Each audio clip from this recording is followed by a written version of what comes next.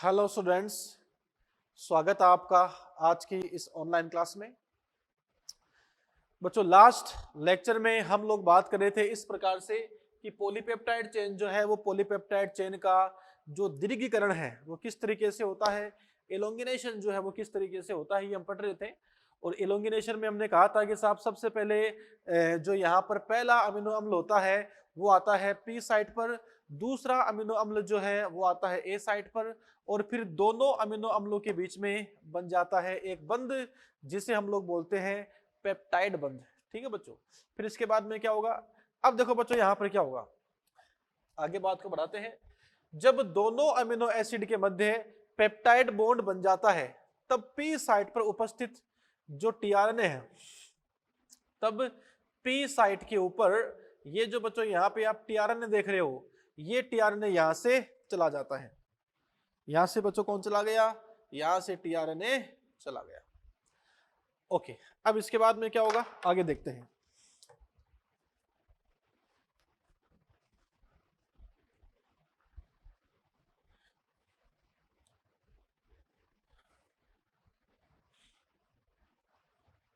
हाँ जी, आगे चर्चा करते हैं।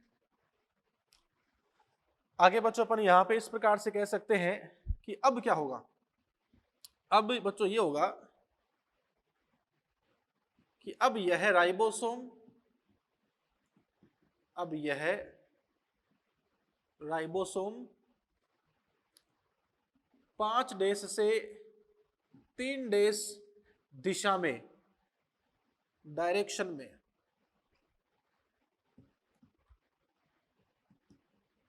आगे मूव करता है, आगे खिसकता है।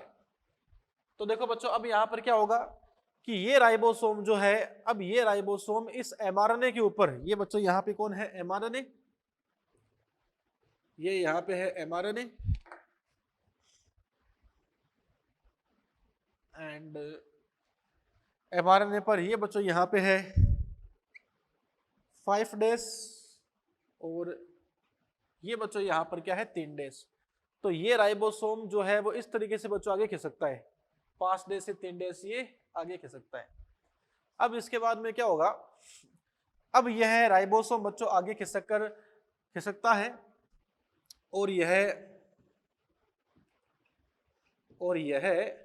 अब एमआरएनए के, अब यह बच्चों क्या होगा, एमआरएनए के अगले कोडोन पर आता है, एमआरएनए के अगले कोडोन पर आता है। तो कहने का मतलब मेरा यहां पर यह है कि राइबोसोम जो है बच्चों, एमआरएनए जो है वो तो वहीं पर है, एमआरएनए तो वहीं पर है, और जो ये आप यहां पे देख रहे हो टीआरएनए और ये अमीनो अम्ल ये भी यहां पर है, ये चीज जो है ये भी वहां का वहां पर है, ये अड़ंगा भी वहां का वहां पर है। बस खाली ये जो आप राइबोसोम देख रहे हो ना, ये आगे खिसकता है, ये राइबोसोम थोड़ा सा आगे खिसकता है इस प्रकार से। तो आप मान के चलो ये एमआरएनए एंड ये बच्चों यहां पे है कोडोन, सपोज ये था एयूजी, फिर क्या लिया आपने? जीयूसी, ये हो गया जीयूसी। अब मान लो बच्चों यहां पे आ गया सीसीयू। तो अब राइबोसोम ना आगे खिसकता है, जीयूसी से सीसीयू पे आता है।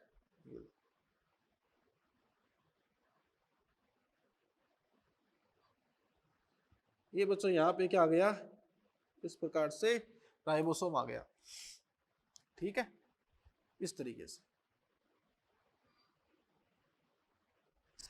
अब इस राइबोसोम में आपको पता है ये तो है पी साइट, ये राइबोसोम में क्या है? ए साइट। तो जब ये राइबोसोम थोड़ा सा आगे खिसकता है, जब ये राइबोसोम थोड़ा सा आगे खिसकता है, तो देखो बच्चों पहले राइबोसोम कहां पर था? एयूजी पर, तो पहला वाला अमीनो अम्ल आ गया। फिर राइबोसोम कहां पे आ गया? जीयूसी पे, तो दूसरा वाला आ गया। अब राइबोसोम जीयूसी से आगे आ गया, कहां पर? सीसीयू पे आ गया। तो देखो बच्चों क्या हुआ, जैसे राइबोसोम आगे खिसका तो ये सिस्टम तो बच्चों वहां का वहां पर है, ये टीआरएनए, ये दूसरा अमीनो अम्ल जो है अभी ए साइट पे है, लेकिन जैसे राइबोसोम आगे खिसकता है तो बच्चों अब ये राइबोसोम आगे खिसकने पर क्या हो गया कि ए साइट तो यहाँ पे आ जाएगी और पी साइट यहाँ पे आ गई, मतलब अब जो टीआरएनए है वो कहाँ पे आ गया, पी साइट पे आ गया। तो आप मान के चलो बच्चों ऐसे से,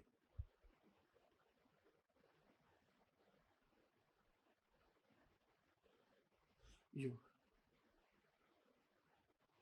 इस प्रकार से बच्चों यहाँ पे क्या है, टीआरएनए है ऐसे से, दूसरा वाला एंड ये पहला वाला, और मान लो बच्चों ये यहाँ पे कौन सा बॉन्ड है, पेप्टाइड बॉन्ड है। तो देखो बच्चों क्या हुआ, अब यह राइबोसोम 5 डेज से 3 डेज दिशा में, 5 डेज से 3 डेज दिशा में आगे खिसकता है। और जब ये बच्चों 5 डेज से 3 डेज आगे खिसकता है तो वह टीआरएनए और अमीनो अम्ल जो कि पहले ए साइट पे था, अब बच्चों वो ऑटोमेटिक कहां पे आ गया, पी साइट पे आ गया। बच्चों बड़ी सिंपल सी बात है, टीआरएनए उसी स्थान पर है, वो गति नहीं करता है, गति तो राइबोसोम कर गया। तो टीआरएनए पहले ए साइट पर था और जैसे राइबोसोम थोड़ा सा आगे खिसका तो बेचारा वो ए से कहां पे आ गया, पी पर आ गया और ए साइट खुली रह गई।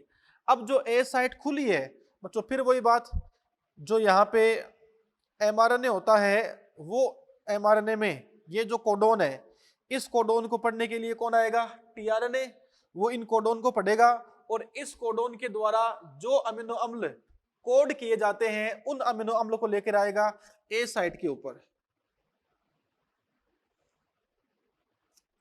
कहां पर आएगा, ए साइट पर आएगा। इस प्रकार से ये आ गया अगला टीआरएनए अगले अमीनो अम्ल को लेकर आ गया, तथा ये देखो बच्चों अब दोनों के बीच क्या बन जाएगा, पेप्टाइड बॉन्ड बन जाएगा।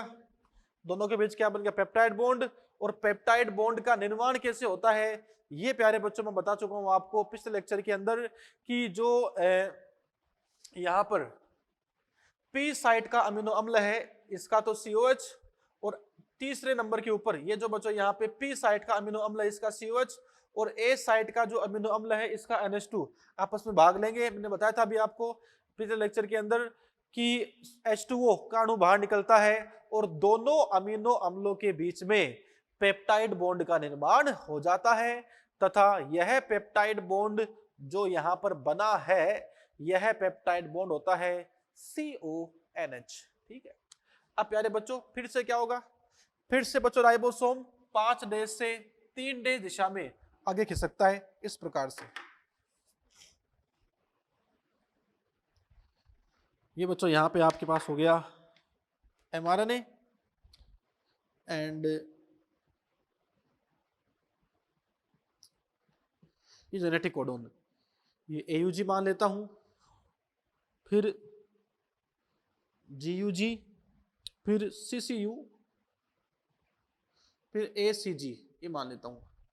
तो बच्चों पहले राइबोसोम कहां पर था, CCU पर था, अब राइबोसोम आगे खिसक गया और राइबोसोम जो है वो बच्चों आगे खिसक कर आ गया अगले कोडोन पर, आ गया ACG के ऊपर। ठीक है बच्चों, ये यहां पर है पी साइट और ये बच्चों यहां पर क्या है, ए साइट। ये बच्चों यहां पर पी साइट है और ये यहां पर क्या है, ए साइट है। ठीक है, ये कंडीशन है। अब बच्चों इसके बाद में अगर हम आगे कंडीशन देखें तो अपन कह सकते हैं कि अब बच्चों यहां पर वही बात होगी, बताओ अभी यहां पे तीसरा अमीनो अम्ल कहां पर है, ए साइट पर है। जैसे राइबोसोम आगे खिसका तो बच्चों ये पहले ए पर था, राइबोसोम जाके खिसकने पर कहां पे आ गया, पी पर आ गया। ठीक है, और बच्चों यहां पर क्या होगा, जैसे ही इनके बीच में पेप्टाइड बॉन्ड बनेगा तो इसका जो टीआरएनए है वो चला जाएगा इस प्रकार से। अब बच्चों क्या होगा, राइबोसोम आगे खिसकता है तो अब यह टीआरएनए जो कि ए साइट पर है बच्चों कहां पर आ गया, पी साइट पर आ गया और यहां पे ए साइट खाली रह गई, कुछ इस प्रकार से, कुछ इस प्रकार से। ये तीसरा, दूसरा, पहला, ये पेप्टाइड बॉन्ड। तो देखो बच्चों बाकी बातें सेम टू सेम ऐसी चलेगी कि राइबोसोम जो है वो राइबोसोम 5 डेज से 3 डेज दिशा में आगे खिसकता रहता है और उससे बच्चों क्या होगा, उससे ये होगा कि राइबोसोम एमआरएनए के ऊपर 5 डेज से 3 डेज आगे खिसकता है और अगले कोडोन पर आता है। जैसा आगे कोडोन आता है वैसा ही अमीनो अम्ल टीआरएनए के द्वारा ए साइट पे आ जाता है, क्योंकि जब राइबोसोम आगे खिसकता है तो ए साइट का टीआरएनए पी साइट के ऊपर ट्रांसफर हो जाता है, जिससे ए साइट खुली रह जाती है। और बच्चों इस ए साइट के ऊपर आप कह सकते हो अगला टीआरएनए आ जाता है। यूं, ये लो, ये बच्चों क्या बन गया, पेप्टाइड बॉन्ड बन गया। इस प्रकार से कंडीशन हम यहां पे कह सकते हैं अपने सामने आती है। तो प्यारे बच्चों, इस तरीके से हम कह सकते हैं कि पेप्टाइड बॉन्ड का निर्माण होता रहता है, और जो बच्चों अमीनो अम्ल है वो जुड़ते रहते हैं, राइबोसोम आगे खिसकता रहता है, नया अमीनो अम्ल ए साइट पे आता रहता है। बच्चों याद रखना, इलोंगिनेशन की क्रिया में, दीर्घीकरण की क्रिया में अगर आप कंडीशन देखो तो हम कह सकते हैं कि नया अमीनो अम्ल सदैव ए साइट पे आता है, लेकिन प्रथम अमीनो अम्ल जो आया था वो बच्चों कहां पे आया था, पी साइट पे आया था। मैंने बताया था आपको कि पहला अमीनो अम्ल जो कि मेथियोनिन था वो बच्चों कहां पे आता है, वो बच्चों आता है कहां पर, पी साइट पे आता है। ये कंडीशन थी जो हमने यहां पर देखी थी। चलिए आगे बात करते हैं। अब बच्चों इसके बाद बात करते हैं फैक्टर की। ये जो आप यहां पर देख रहे हो इलोंगिनेशन,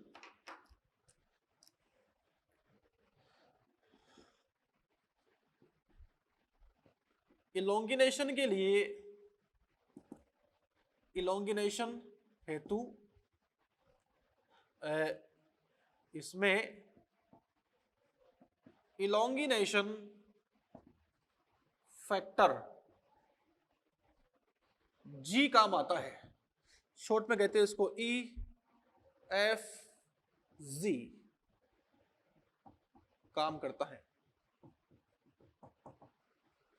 तो इलोंगिनेशन फैक्टर जी जो है ये बच्चों यहां पे काम करता है, ताकि जो प्रोटीन का निर्माण है वो आगे होता रहे और बच्चों नई श्रृंखला बनती रहे। ये यहां पर सीन है। चलिए आगे बात करते हैं।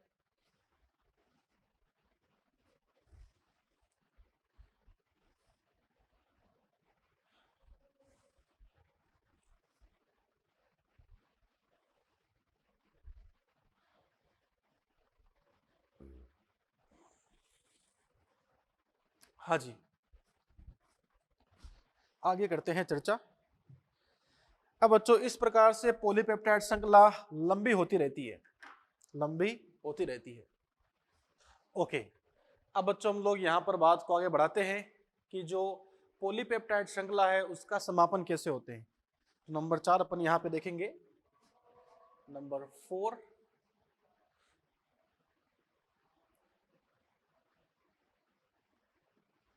पॉलीपेप्टाइड चेन का समापन।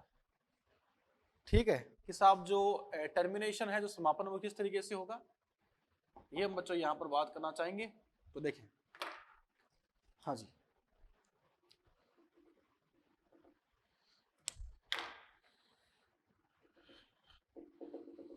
तो हम कह सकते हैं कि जो बच्चों पॉलीपेप्टाइड चेन है, इस पॉलीपेप्टाइड चेन का समापन जो है, पॉलीपेप्टाइड चेन का समापन स्टॉप कोडॉन के द्वारा होता है। स्टॉप कोडॉन के द्वारा होता है। जो स्टॉप कोडॉन है बच्चों वो यहाँ पे इसका समापन करते हैं। जैसे अगर अपन एग्जाम्पल की बात करें तो एग्जाम्पल बच्चों यहाँ पे स्टॉप कोडॉन के कौन से हैं, हम यहाँ पे कह सकते हैं कि साहब जैसे UAA, UAG, UGA, ये बच्चों यहाँ पे होते हैं। हम कह सकते हैं इनको नॉनसेंस कोडॉन। ये यहाँ पे नॉनसेंस कोडॉन है, ये बच्चों यहाँ पे स्टॉप कोडॉन है। तथा ये जो नॉनसेंस कोडॉन है, ये जो बच्चों यहाँ पे स्टॉप कोडॉन है, ये ही क्या करते हैं, पॉलीपेप्टाइड श्रृंखला का समापन करते हैं। तो देखो बच्चों यहाँ पर सीन क्या है, सीन बच्चों यहाँ पर यह है कि जो प्रोकैरियोटिक कोशिका होती है,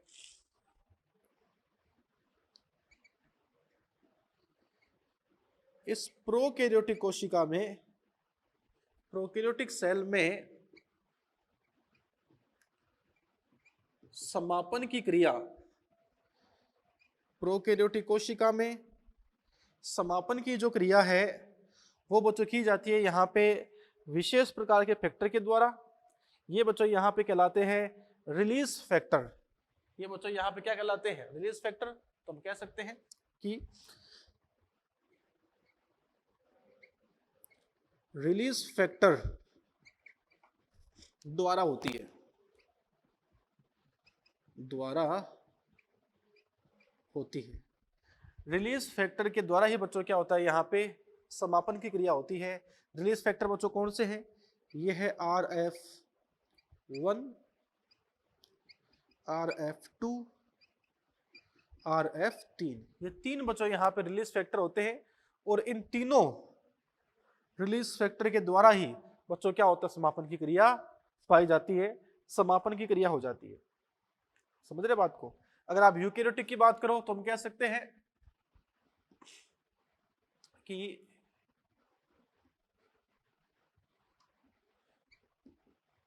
यूकेरियोटिक सेल में, यूकेरियोटिक सेल में पॉलीपेप्टाइड, पॉलीपेप्टाइड चेन के समापन की क्रिया, पॉलीपेप्टाइड चेन के समापन की क्रिया ERF1 द्वारा होती है, 1 द्वारा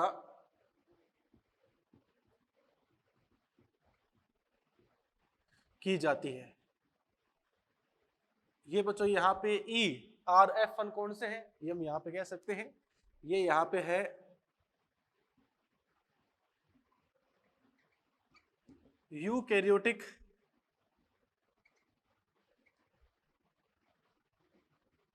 release factor 1। Eukaryotic release factor 1 जो है बच्चों, इसके द्वारा समापन की क्रिया होती है। अब देखो बच्चों समापन कैसे होगा, जैसे ये बच्चों यहाँ पे क्या है, mRNA, ये यहाँ पे mRNA है, ठीक है। और मान लो बच्चों ये यहाँ पे इस प्रकार से आनुवांशिक कोडोन है, ये बच्चों यहाँ पे जेनेटिक कोड इस प्रकार से है। और मान लो बच्चों ऐसे राइबोसोम आगे चलता है 5 डेज से 3 डेज दिशा में, ठीक है। और मान लो बच्चों कहीं पे आ गया स्टॉप कोडोन, जैसे UAA, UAG और UGA, बच्चों इनमें से कोई भी आ गया है ना, तो उस कंडीशन में क्या होगा, जैसे मान लो बच्चों यहाँ पे आ गया UGA, ये स्टॉप कोडोन आ गया। तो जैसे ही राइबोसोम इस स्टॉप कोडोन पे पहुंचता है, जैसे ही राइबोसोम इस स्टॉप कोडोन के ऊपर पहुंचता है, तब बच्चों उस परिस्थिति के अंदर क्या होगा, तब हम यहां पे कह सकते हैं कि जैसे राइबोसोम की छोटी इकाई या पूरा राइबोसोम पहुंचता है इस स्टॉप कोडोन के ऊपर, तो ये बच्चों यहाँ पे वही कौन सी होती है, पी साइट। ये बच्चों यहाँ पर क्या है, ए साइट, है ना। ये बच्चों यहाँ पे है टीआरएनए, इस प्रकार से ये है टीआरएनए।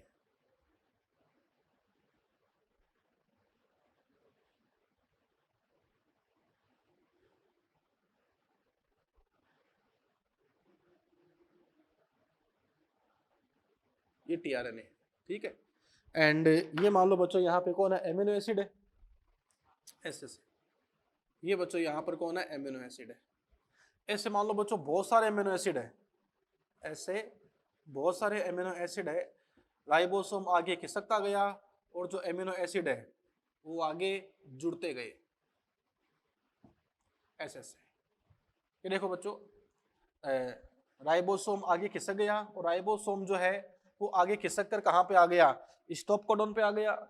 तो राइबोसोम जब 5 डेज से 3 डेज दिशा में आगे खिसकते हुए स्टॉप कोडॉन पे आ जाता है, तो उस केस में क्या होगा कि स्टॉप कोडॉन पर आते ही हम यहाँ पर देखते हैं कि जो पहले टीआरएनए ए साइट पे था अब ऑटोमेटिक पी साइट पे आ ही जाता है जैसे वो आगे खिसकता है।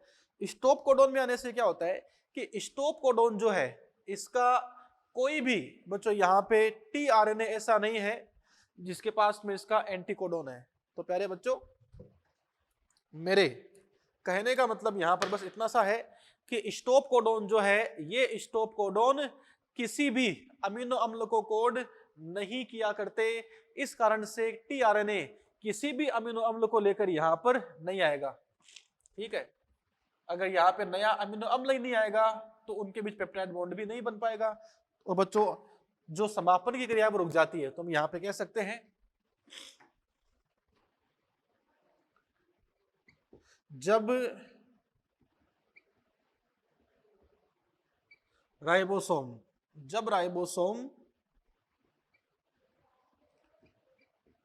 एमआरएनए के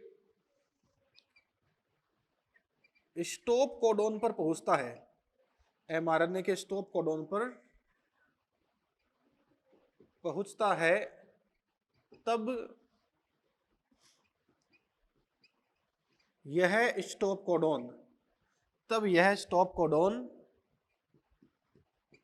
किसी भी एमिनो एसिड को कोड नहीं कर पाता, किसी भी एमिनो एसिड को कोड नहीं कर पाता। इसलिए अब इस रिक्त ए साइट पर कोई नया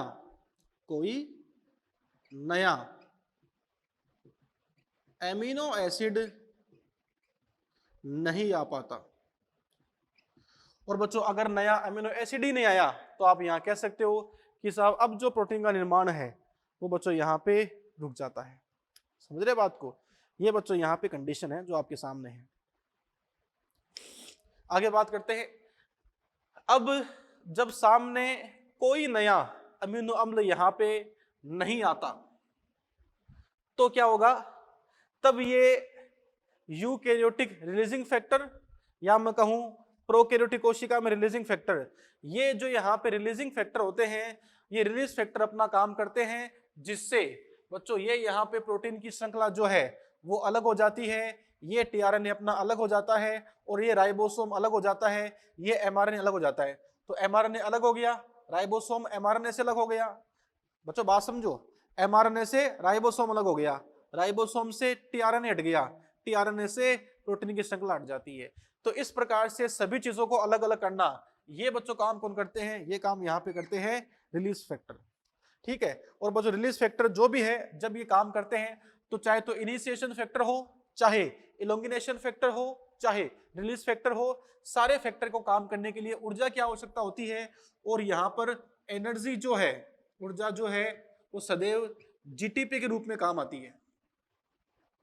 तो हम कह सकते हैं कि यहाँ पे रिलीजिंग फैक्टर जो है वो यहाँ पे सभी घटकों को अलग अलग कर देते हैं, प्रोटीन की चेन को अलग कर देते हैं, आरएनए को अलग कर देते हैं, राइबोसोम को अलग कर देते हैं, एमआरएनए को अलग कर देते हैं। इसके लिए इन रिलीज फैक्टर काम आता है। और बच्चों यहाँ पे जीटीपी जो है वो एनर्जी का यहाँ पर क्या है, सोर्स होती है। चलिए आगे बात करते हैं। अब बच्चों इसके बाद में क्या होगा, प्रोटीन की श्रृंखला तो बन गई, ऐसे प्रोटीन की श्रृंखला तो बन गई। अब बच्चों इस प्रोटीन की श्रृंखला का रूपांतरण होगा, आइए देखते हैं कैसे होगा।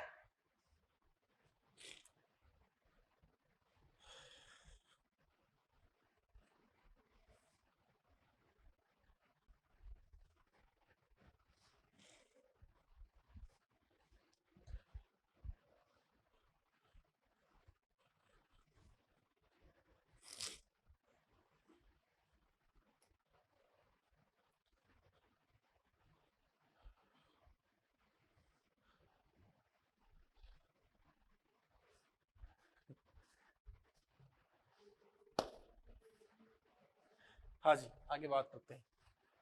अब बच्चों यहाँ पे आता है नेक्स्ट नंबर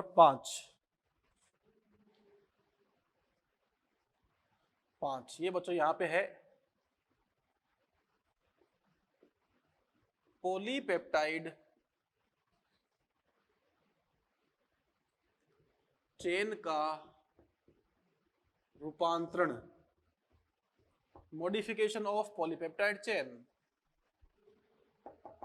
पॉलीपेप्टाइड चेन का रूपांतरण। देखिए बच्चों पॉलीपेप्टाइड चेन यहां पर जो है, अगर आप कंडीशन देखो तो हम यहां पे कह सकते हैं जैसे इस प्रकार से बच्चों आपके पास में अमीनो अम्लों को जोड़ करके प्रोटीन की श्रृंखला बना दी गई थी। ये क्या है, ये बच्चों यहां पे आप कह सकते हो प्रोटीन की श्रृंखला है। ये बच्चों प्रोटीन की यहां पर चेन है, और इन प्रोटीन की चेन के बीच में ये जो आप यहां पर देख रहे हो, ये बच्चों यहां पर है, आप कह सकते हो पेप्टाइड चेन।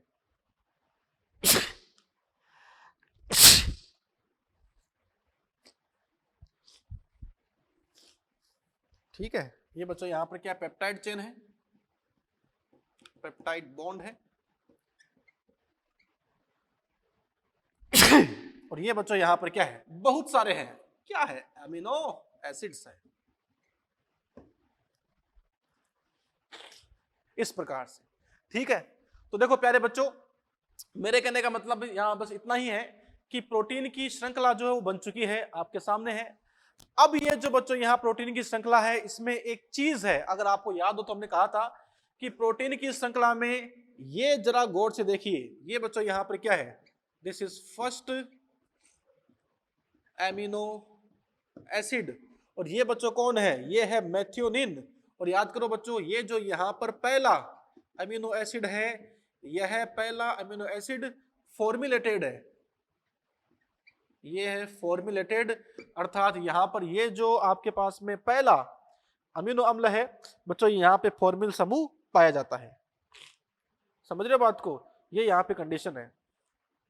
अब देखो बच्चों क्या होगा, पॉलीपेप्टाइड चेन के रूपांतरण से बच्चों यहां बस इतना ही मतलब है कि आपको जो फर्स्ट एमिनो एसिड के ऊपर,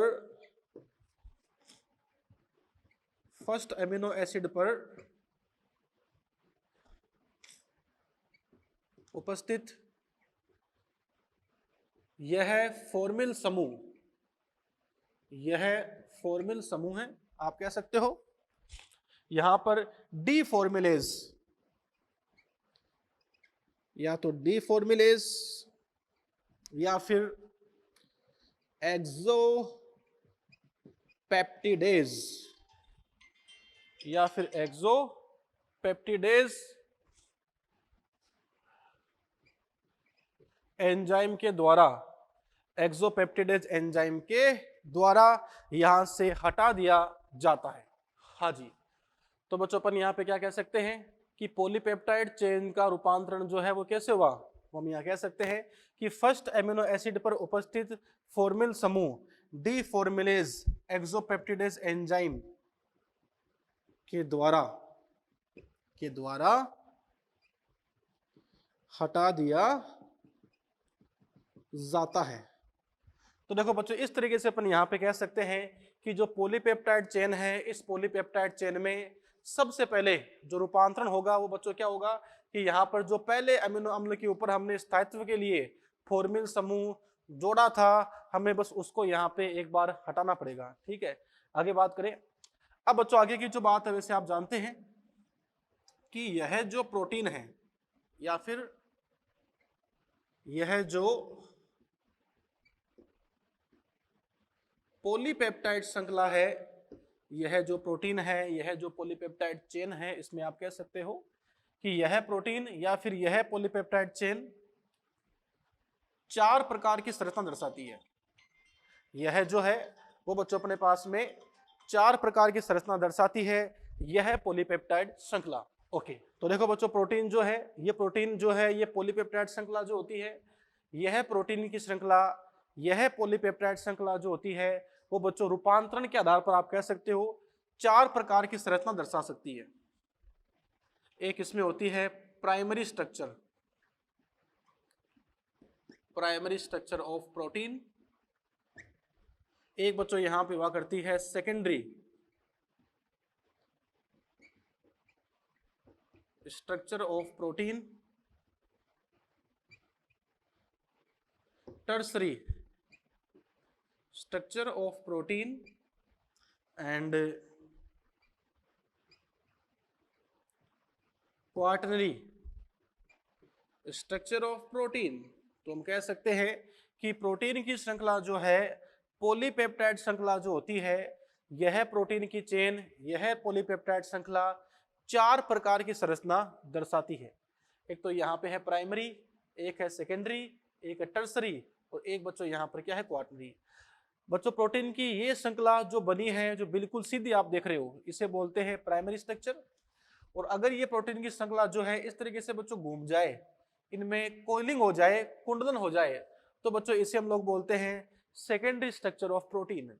और अगर ये कुंडलन बच्चों इतना ज्यादा हो जाए कि ये प्रोटीन की श्रृंखला अपने ऊपर ही लिपट जाए, इसको बोलते हैं टर्सरी स्ट्रक्चर। और बच्चों अगर ये जो प्रोटीन की श्रृंखला है वो एक से ज्यादा होती है इस प्रकार से, इसे बच्चों हम लोग बोलते हैं क्वार्टरली स्ट्रक्चर ऑफ प्रोटीन। हालांकि बच्चों इनकी डिटेल से बात जो है वो मैंने पढ़ाया था आपको बायोमोलिक्यूल वाले चैप्टर में।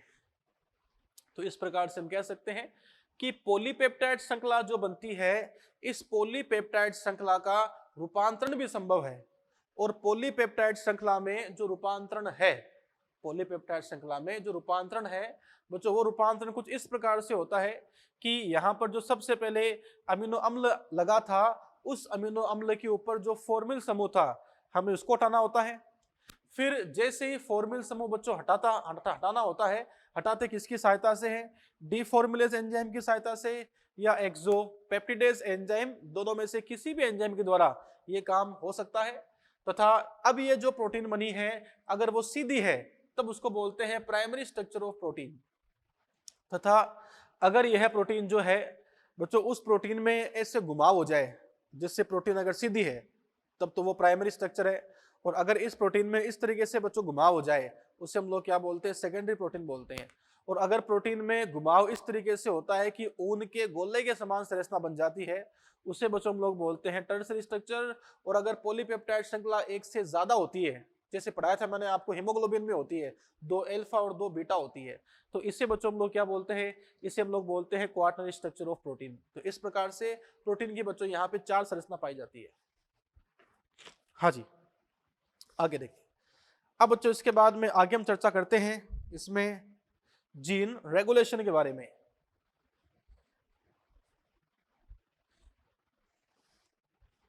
किसकी बात करेंगे? जीन रेगुलेशन की बात करेंगे।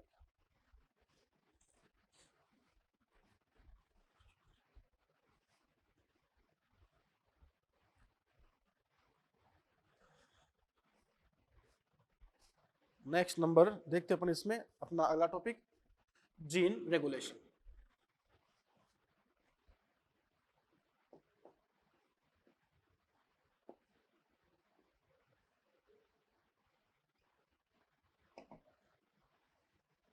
जीन रेगुलेशन बोले तो जीन का नियमन। ओके, अब देखो बच्चों, जीन रेगुलेशन का मतलब क्या है? जीन जो है, उस जीन में आनुवांशिक सूचना पाई जाती है। और जीन में पाई जाने वाली आनुवांशिक सूचना किस प्रकार से प्रकट होती है, उसे बच्चों हम लोग बोलते हैं जीन रेगुलेशन या जीन एक्सप्रेशन। जीन एक्सप्रेशन जो है बच्चों, इसकी हम चर्चा करेंगे अपने अगले लेक्चर के अंदर। Thank you.